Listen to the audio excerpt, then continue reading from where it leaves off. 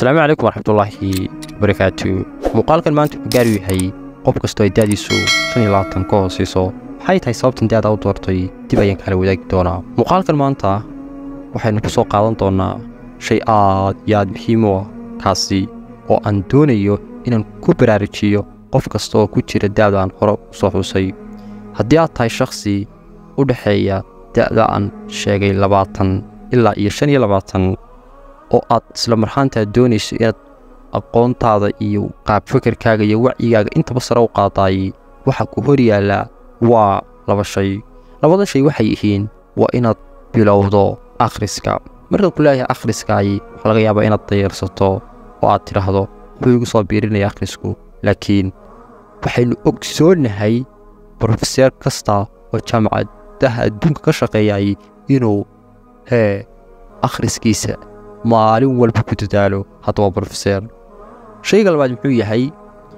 shayga labaad waxa weeye waa iridda aqoonta halkaad ka geli lahayd, albaabkii aqoonta meeshaad ka soo geli lahayd ayaan kuu tilmaamayaa, kaasi oo ah dhigashada luqadaha qalaad. kuu qasbi maayo inaad bilowdo English dhigashadeed ama Carabi dhigashadeed, laakiin waxaan kuu sheegayaa waxa ka horeeya waaqacan iyo sidaad u waajahayso iyo waaqacan turaaraha lahayn ee haddii aanad ka diyaar garoobin wejiga kaaga dhufanaya dhirbaaxo ayaan hadda kuu sheegayaa, kaasi oo ah haddii aanad naftaada soo barin luqadaha qalaad waa Ingiriisi iyo Carabiye, hadhow waxaad dawarin doontaa ama se baryi doontaa qof isagu waqtigiisii maal gashtay oo naftiisa wax soo baray. taasi waa qodobka labaad. waxaan doonayaa inaan muuqaalku dheeraan gunaanadkiisa. waxaan doonayaa inaan ku soo koobo maxay tahay inaad bilowday ma akhriska mise dhigashada luqadaha. haddaad isku awoodaysa labadaba waxaan kugula talin lahaa, aan si xoog kugula talin lahaa inaad bilowdo akhriska bugaagta ku qoran afkeena hooyo, adoo isla marxaantaana ku dhex wada dhigashada luqadda hadday tahay luqadda Ingiliishta iyo Carabida tii ku fududba. sababta ay luqaduhan muhiim u yihiin ayaa waxay tahay in xog kastoo aad doonayso inaad ka salgaadhay aanay ku qornayn luqadeena hooyo. taasi ayaa keenaysa kuguna qasbaysa inaad isbarto.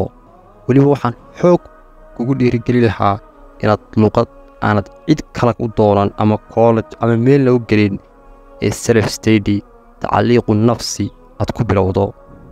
waayo waxaa la ogaaday daraasado badan markii la sameeyey lagu ogaaday dadka luqadaha isbara iyo kuwa ka soo dhigta collegeyo in ay saameyn badan yihiin dadka isbaraayi.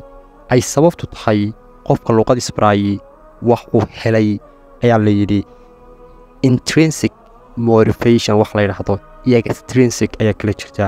labadana waxay kala yihiin qof ka helay dhiirgelin gudihiisa iyo qof waxay dibadiisa ka helay. markaad luqad dhiganaysa ee aad naftaada barayso waa sidii inaad adigu dhiirigelin isugu filan tahay. ku dheeraan maayo mawduuca dhigashada luqadaha waayo muuqaallo horan ka hadlay. waxaa ku soo noqonaya qodobkii akhrinta, kaasi oo ah qodobka ugu muhiimsan ee muuqaalkan maanta u sameeyey. wassalaamu calaykum waraxmatullaahi wabarakaatu. waxaan rajaynayaa inaad muuqaalkan wax ka faa'iideeyey.